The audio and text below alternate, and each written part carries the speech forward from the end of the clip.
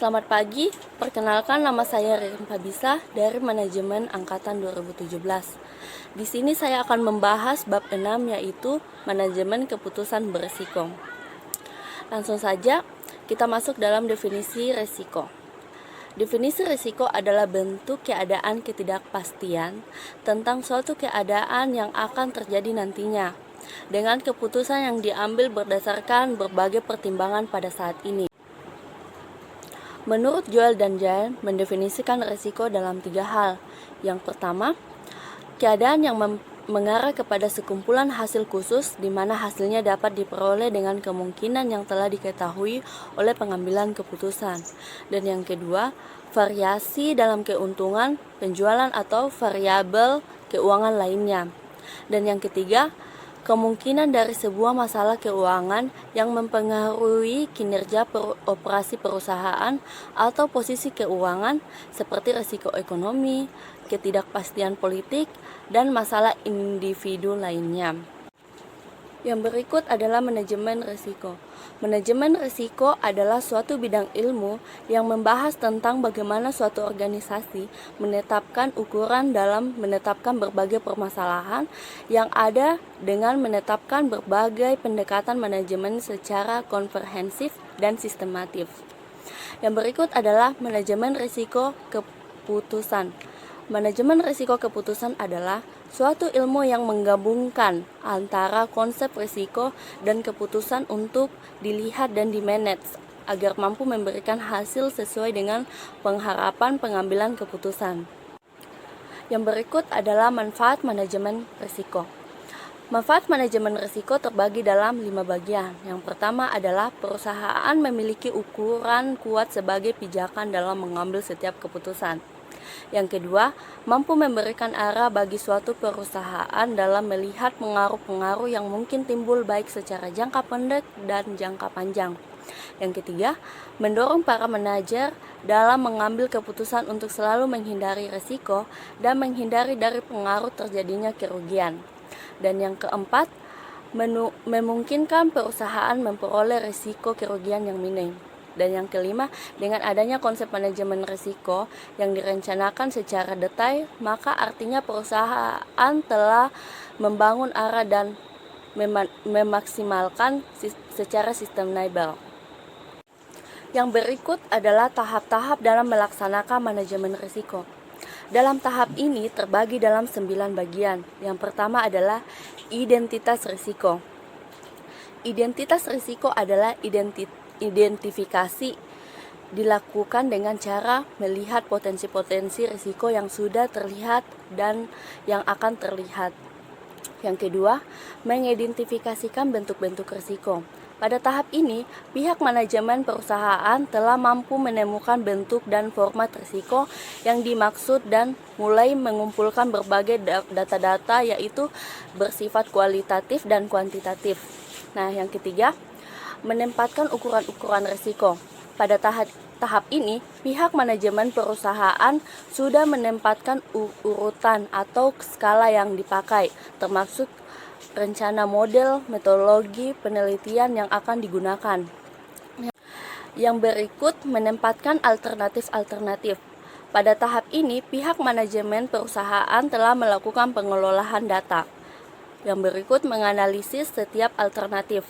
Pada tahap ini, di mana setiap alternatif yang ada selanjutnya dianalisis dan dikemukakan sebagai sudut pandang serta efek-efek yang mungkin akan timbul. Yang berikut memutuskan satu alternatif. Pada tahap ini, setelah berbagai alternatif dipaparkan dan dijelaskan, baik dalam bentuk lisan dan tulisan oleh para manajemen perusahaan, maka diharapkan pihak manajer perusahaan sudah memiliki pemahaman secara khusus dan mendalam. Yang berikut, melaksanakan alternatif yang dipilih. Pada tahap ini, alternatif yang ditegaskan serta dibentuk tim untuk melaksanakannya. Yang berikut adalah mengontrol alternatif yang dipilih tersebut. Pada tahap ini, alternatif yang dipilih telah dilaksanakan dan pihak tim manajemen beserta para manajer perusahaan. Yang terakhir adalah mengevaluasi jalannya alternatif yang dipilih.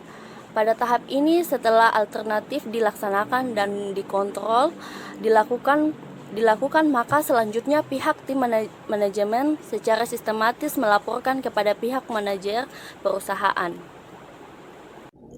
Yang berikut tipe risiko. Tipe risiko terbagi dalam dua bagian. Yang pertama risiko murni, yang kedua risiko spekulatif. Risiko murni terbagi dalam tiga bagian. Yang pertama risiko aset fisik, merupakan risiko yang berakibat timbul kerugian pada aset fisik sesuai perusahaan atau organisasi.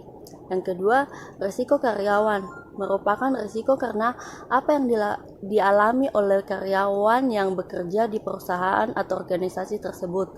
Yang ketiga, risiko legal, merupakan risiko dalam bidang kontrol yang mengecewakan atau kontrol tidak berjalan sesuai dengan rencana.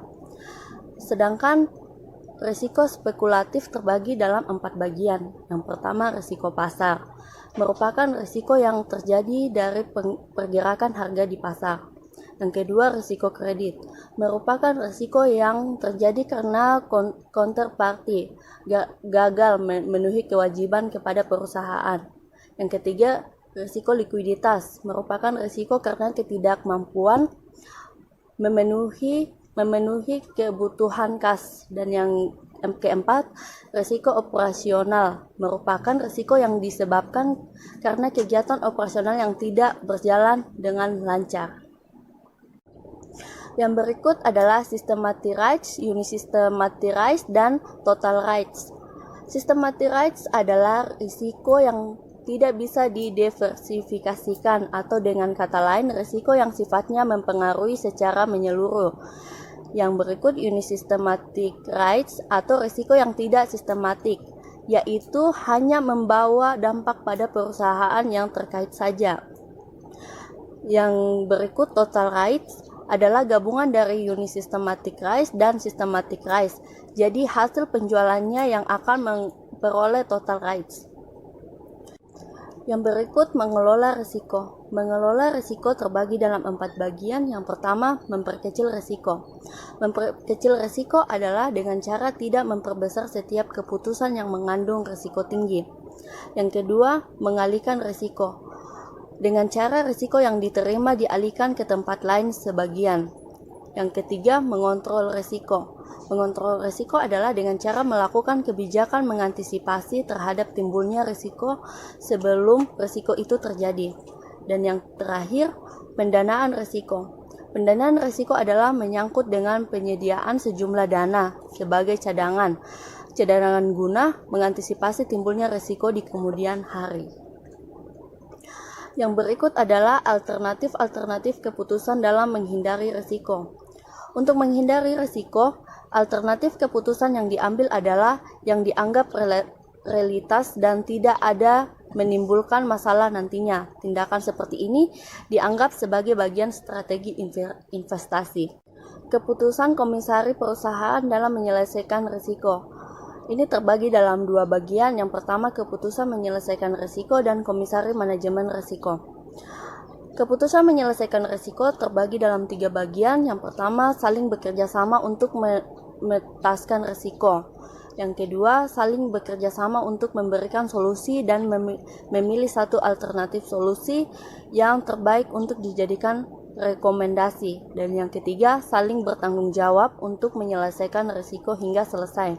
Nah, komisari manajemen risiko terdiri dari 3 bagian. Yang pertama, ketua komisari. Ketua komisari adalah pihak yang memiliki saham terbesar atau saham mayoritas. Dengan begitu diangkat menjadi ketua komisari. Yang kedua, anggota komisaris. Anggota komisaris adalah mereka yang memiliki saham minoritas, sehingga dengan mereka hanya dianggap menjadi anggota komisaris. Yang ketiga, komisaris independen adalah tidak memiliki saham namun ditunjuk untuk menjadi komisaris independen karena faktor kapasitas kepemilikan ilmu dan pengalaman dalam bidang tersebut. Yang berikut tanggung jawab bersama Dewan Komisaris dan Direksi. Yang pertama, terlaksananya dengan baik kontrol internal dan manajemen risiko. Yang kedua, tercapainya imbal hasil yang optimal bagi pemegang saham. Yang ketiga, terlindungnya kepentingan pemangku kepentingan secara wajar. Dan yang keempat, terlaksananya sukses kepemimpinan yang wajar demi kesinambungan manajemen di semua lini organisasi. Yang berikut adalah manajemen perusahaan dan manajemen risiko. Manajemen perusahaan adalah mereka yang bekerja untuk melaksanakan tugas dan kewajiban dalam mengelola dan mengatur perusahaan dengan mempergunakan ilmu dan seni mereka dengan tujuan mampu memuaskan kepentingan para stakeholder. Yang berikut adalah target dividen yang maksimal dan manajemen risiko, terbagi dalam 5 bagian.